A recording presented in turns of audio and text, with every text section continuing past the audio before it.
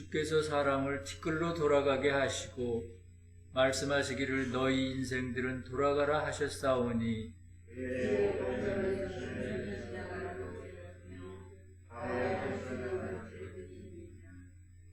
주께서 그들을 홍수처럼 쓸어 가시나이다. 그들은 잠깐 자는 것 같으며 아침에 돋는 풀 같으니이다. 아멘. 하늘에 계신 우리 아버지여, 이름이 거룩히 여김을 받으시오며 나라가 임하옵시며 뜻이 하늘에서 이루어진 것 같이 땅에서도 이루어지이다. 오늘날 우리에게 일용할 양식을 주옵시고 우리가 우리에게 죄 지은 자를 사하여 준 것 같이 우리의 죄를 사하여 주옵시고 우리를 시험에 들지 말게 하옵시며 다만 악에서 구하옵소서. 나라와 권세와 영광이 아버지께 영원히 쌓옵나이다. 아멘. 주여, 이번 달에는 세교의 날이 있는 달입니다. 세교의 날을 1770년에 주님께서 그 역사를 이루신 후에 제자들을 불러 모아 영계 전체에 가서 전하라 하신 날입니다. 지나간 해로는 250주년이 되는 뜻깊은 한 해가 되겠습니다. 주여, 이러한 가운데 세교의 날, 일주일 전에 우리 곁에 계시던 장로님께서 소천하셨습니다. 저희 교회를 많이 사랑하시고 헌신하신 이항구 장로님께서 소천하셨습니다. 주님께서 부르시어 천국으로 가셨습니다. 이 물질적인 세상에서의 불순물을 다 털어버리고 영계로 잘 부활하실 수 있도록 주님께서 붙들어 주시옵소서. 이 세상에서 부단히 거듭날 수 있도록 정진하셨으므로 그에 맞는 천사가 와서 잘 인도할 수 있도록 도와주시옵소서. 생전에 장로님 곁에 있던 악한 영들은 멀리 격리시켜 주시며 천국에 있는 먼저 가신 친척분들과 먼저 가 계신 세교의 교우님들의 인도를 잘 받을 수 있도록 주님께서 돌보아 주시옵소서. 그들의 가르침을 잘 받고 영계의 여기저기를 잘 여행할 수 있도록 인도하여 주시옵소서. 영혼의 여행을 하는 중에 그가 모든 것을 잘 선택할 수 있도록 인도하여 주시옵소서. 이 세상에서 했던 모든 생각에서 잘못된 것은 고칠 수 있는 용기와 지혜를 허락하시옵고 그와 상응된 악령들은 멀리 격리하여 주시옵소서. 거듭난 부부는 잘 발전하여 그와 상응된 천사들과 교제 가운데 그 사회에 정착하여 계속 배움의 길을 갈 수 있도록 도와주시옵소서. 장로님께서 이 땅에 계실 때 불꽃같이 우리의 잘못을 지적하시던 음성이 아직도 생생합니다. 지내놓고 보니 그 음성이 옳았구나. 장로님을 통해서 주님과 천사가 책망하신 거구나 하는 생각도 듭니다. 더욱이 말씀을 연구하고 그것을 실천하려고 애쓰는 목사님들을 부럽다고 하신 경우가 있었는데, 하지만 장로님께서도 가족들을 위하여 헌신하시는 그 부분이 인내의 생활을 한 것임을 저희로 알게 하옵소서. 이제는 모든 것을 털어버리고 영계에서 말씀 연구와 그에 맞는 인내의 생활을 이끌고 가실 수 있도록 인도하여 주시옵소서. 그리하여 영계에서 다른 많은 사람들을 도와주시면서 살 수 있도록 인도하여 주시옵소서. 장로님의 영혼의 창조주이신 주님과 소통하며 고요와 평화의 삶을 영위하시며 이것이 성경에서 말하던 것이었구나를 알면서 정진해 나갈 수 있도록 인도하여 주시옵소서. 그리하여 언젠가 저희가 영계에 들어갈 때 저희를 안내할 수 있는 훌륭한 천사로 거듭날 수 있도록 인도하여 주시옵소서. 장로님이 이 땅에 저희에게 남겨주신 물질적인 유산을 저희가 잘 활용하고 관리하고 유지하여 후 세대가 이를 기반으로 그 안에 하나님 나라에 갈 수 있는 터전이 될 수 있도록 저희를 채찍질하여 주시고 깨어 기도하는 집이 될 수 있도록 인도하여 주시옵소서. 그것을 보고 영계에서 행복하실 수 있도록 인도하여 주시옵소서. 장로님의 소천으로 저희가 영계가 있음을 다시 한번 깨우치게 하옵시고 물질적인 것에 대한 과도한 집착에서 떠나 균형을 유지하게 하옵소서. 주여, 이러한 장로님께서 마련해 주신 기반을 이 기반에 하나님 나라가 임하게 하옵시고 또한 하나님의 빛나는 영광이 여기에서 나타날 수 있도록 저희를 인도하여 주시옵소서. 오늘 말씀하시는 목사님에게도 함께 해주시고 그 말씀을 듣는 성도님들에게도 함께 하시어 저희가 많은 진리를 알 수 있도록 인도해 주시옵소서. 모든 말씀 예수 그리스도 이름 받들어 기도합니다.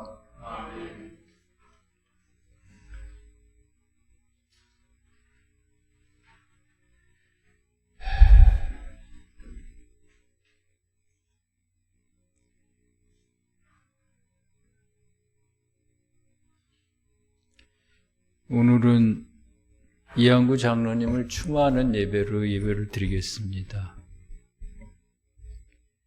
오늘 나누실 말씀은 마태복음 19장 29절의 말씀입니다. 말씀을 읽겠습니다. 또 내 이름을 위하여 집이나 형제나 자매나 부모나 자식이나 전토를 벌인 자마다 여러 배를 받고 또 영생을 상속하리라. 세교의 가르침 요한계시록 해설 724의 5항에 있는 내용을 소개해 드리겠습니다. 사람의 자아는 그것의 사랑과 타고난 생명에 관한 것들이며 그러므로 모든 종류의 악과 거짓입니다. 이것은 그의 사랑과 생명에 속한 것이기 때문에 말씀에는 그가 마땅히 자신의 목숨을 미워해야 한다고 기록하고 있습니다. 아버지와 어머니, 아내와 자녀, 형제와 자매는 이런 악과 거짓들을 뜻합니다.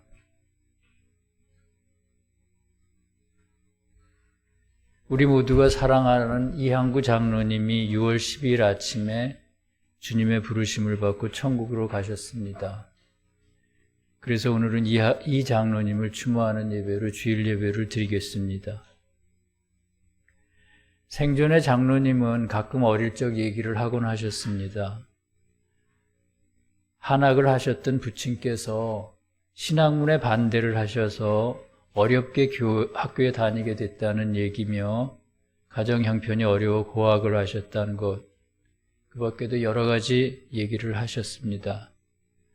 말씀을 하실 때는 자주 눈물을 보이시면서 부모님에 대한 애틋한 정을 숨기지 않으셨습니다. 당신의 친부모님들에게만 그런 건 아니었고요. 처가의 부모들에게도 그러셨습니다. 장로님이 서울세교회 건물을 짓는데 큰 역할을 하신 것은 장인이신 정인부 목사님에 대한 각별한 마음이 있었기 때문이라고 짐작을 합니다. 세교에서는 자연계에서 일어나는 모든 일들은 우연한 일은 없고 영적인 어떤 것과 관련이 있다고 가르칩니다. 예를 들면 부모를 정성껏 섬기는 것은 그의 내면에 있는 하나님에 대한 사랑과 통하고요. 교회나 직장 공동체를 위한 충성심은 이웃에 대한 사랑과 통한다는 것입니다. 오늘날 부모로부터 많은 혜택을 받고 자란 사람들 중에 늙고 병든 부모를 돌아보지 않는 경우가 많습니다. 교회나 공동체를 위해 일한다고 하면서 사리사욕을 채우는 사람들도 있습니다. 그런 것을 보면 이 장로님은 진정으로 하나님과 이웃을 사랑하는 분이셨습니다. 이 장로님이 특별히 엄격하게 대했던 대상은 오로지 당신 자신과 가족들 뿐이었습니다. 모든 면에서 허식이 없는 검소한 생활을 하셨고요. 자녀들에게는 엄격한 아버지셨기 때문입니다. 오늘 말씀에서 주님은 내 이름을 위하여 형제나 자매나 부모나 자식을 버리는 자는 영생을 상속받는다고 하십니다. 나 혼자 영원히 살자고 부모나 형제를 버리는 사람이 어디 있겠습니까? 그럼에도 불구하고 주님께서는 부모나 형제 자매를 버리라고 하십니다. 왜 그러실까요? 말씀에서 부모나 형제는 육친의 부모 형제가 아니라 인간의 자아에서 나오는 욕망에서 비롯한 악하고 거짓된 것들을 의미하기 때문입니다. 부모는 자아의 욕망을 뜻하고요. 형제 자매는 그 욕망에서 비롯한 악과 거짓들을 뜻합니다. 자아의 속성은 자기 자신을 모든 것 위에 두려고 하는 성질이 있습니다. 아주 이기적이고 배타적인 성질이죠. 그러나 자아의 그런 자기 중심적인 성향은 사람을 외부의 풍파로부터 안전하게 지키는 데 도움이 됩니다. 그럼에도 주님께서 자아를 버리라고 하시는 이유는 자아에서 나오는 것은 모두 이기적이고 배타적인 욕망들 뿐이기 때문입니다. 다른 사람을 지배하려고 하거나 이웃의 것을 빼앗아 자기 소유로 만들려고 하는 것이죠. 또 배우자가 아닌 다른 이성을 탐내는 경우도 있습니다. 이런 모든 것이 자아에서 나오는 것입니다. 그러므로 영적으로 거듭나기 위해서는 우리 자신의 자아와 치열하게 싸우지 않으면 안 됩니다. 주님께서는 자아를 버리되 내 이름을 위해 버리라고 하셨습니다. 주님의 이름이 무엇입니까? 주님의 이름은 주님의 본질이라고 할 수 있는 선과 진리 또는 인애와 믿음입니다. 또한 주님의 이름은 인간성을 입고 세상에 오신 예수 그리스도이십니다. 왜냐하면 영원전부터 계셨고 인간의 인식을 초월해 존재하는 주님을 나타내는 것은 바로 인애와 믿음의 삶이고요. 또한 세상에 오신 그리스도의 인성이기 때문입니다. 그것이 아니면 우리는 주님의 존재를 이해할 수가 없을 것입니다. 그러므로 주님의 이름을 위해 자아를 버리라는 것은 선을 행하되 진리와 선 그 자체를 위해 선을 행하라는 것입니다. 우리 주변을 돌아보면 이웃을 위해 희생하는 것처럼 하면서 뒤로는 자신의 이익을 챙기는 사람들이 참으로 많습니다. 그것은 주님을 위해 나를 버리는 것이 아닙니다. 주님께서는 그런 사람을 바리새인의 잔과 대접처럼 겉은 깨끗하나 속에는 탐욕과 악독이 가득하다고 하셨습니다. 이웃을 위해 선을 행할 때는 일체의 다른 목적이 있으면 안 됩니다. 선과 진리 그 자체가 목적이 되어야 합니다. 그래야 주님을 위해 나를 버리는 것이 됩니다. 주님의 이름을 위해 나를 버리라는 것은 또한 거룩하신 인간이신 주 예수 그리스도의 능력에 의지해 나를 버리라는 것입니다. 인간의 힘으로는 절대로 나를 버릴 수가 없습니다. 인성을 입고 오셔서 지옥과 싸워 이기신 그리스도의 공로를 통해서만 나를 버릴 수가 있습니다. 그래서 주님께서는 나의 이름을 위해 너희의 자아를 버리라고 하셨습니다. 우리 마음 한복판에 자아가 버티고 있는 한 주님의 생명인 선과 진리, 사랑과 지혜가 우리 안으로 흘러 들어올 수가 없습니다. 그러므로 영생을 얻을 수가 없습니다. 그래서 주님께서는 요한복음 14장 19절에서 내가 살아있으므로 너희도 산다고 하셨습니다. 또 누가복음 20장 38절에서는 하나님은 죽은 자의 하나님이 아니요 산 자의 하나님이라고 하셨습니다. 자아를 버리고 주님의 생명을 버리지 않는 사람은 살아도 살아있는 것이 아니기 때문입니다. 그렇다면 영생이란 구체적으로 어떤 것입니까? 주님께서 우리에게 상속하신다는 영생이란 어떤 것입니까? 그것에 대해 하나님의 섭리 324항에서는 다음과 같이 말합니다. 첫째는 사람은 사후에 영원히 사는데 영생이라고 하는 것은 천국에서 사는 것을 말한다는 것입니다. 둘째는 모든 사람은 영원히 행복하게 살도록 창조되었는데 그 이유는 영생하는 사람에게 있는 선 안에는 기쁨과 행복이 있기 때문이라는 것입니다. 셋째는 모든 사람이 천국에 들어가지 못하는 이유는 그들이 천국의 행복과 반대인 지옥의 기쁨에 젖어 있기 때문이라는 것입니다. 넷째는 영생은 결국 주님과 천국을 사랑하고 또한 자기 자신과 세상을 사랑하는 것이지만 그러나 주님과 천국에 대한 사랑이 보다 우위에 있는 사랑이고 자기 자신과 세상에 대한 사랑은 전자를 위한 수단으로서 그 아래에 있는 사랑이라고 밝히고 있습니다. 이항구 장로님은 자수성가한 분이셨고 그래서 누구보다 자기 자신에 대한 믿음이 강한 분이셨습니다. 어쩌면 주님을 깊이 사랑하기는 했지만 그럼에도 주님 앞에 낮아지기가 그렇게 쉽지 않았을 거라고 생각합니다. 그래서 최근에 장로님이 겪으셨던 아픈 시련의 기간은 육신의 자아를 버리고 주님의 자아로 갈아입는 의미 있는 시간이 아니었나 하는 생각을 했습니다. 세교회 기념일을 한 주일 앞두고 장로님을 부르신 주님의 음성이 지금 이곳까지 들리는 듯합니다.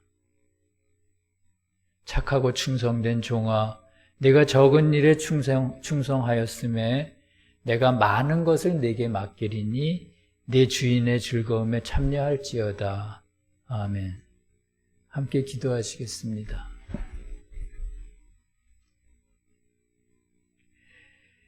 자비로우신 우리 주 예수 그리스도시여, 우리 모두가 사랑하던 이항구 장로가 세상의 삶을 모두 마치고 주님 앞으로 가셨습니다.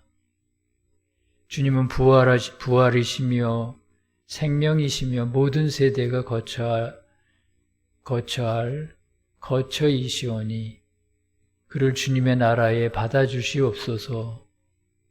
그가 생전에 이 교회를 얼마나 사랑했는지를 기억하옵시고 주님께서 그의 눈물을 닦아주시고 영원한 축복을 내려주시옵소서. 주님, 그가 주님을 위해 애쓸 때 가족들의 희생 또한 컸을 줄 압니다. 남아있는 가족들에게도 주께서 큰 위로와 특별한 은혜를 내려주시옵소서.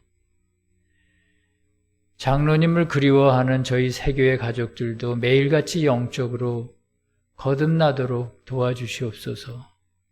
이 땅에서부터 영원한 삶을 위한 노력을 게을리하지 않는 저희들이 되도록 주께서 지켜주시옵소서. 나라와 권세와 영광이 우리 주 예수님께 영원히 있사옵나이다. 아멘.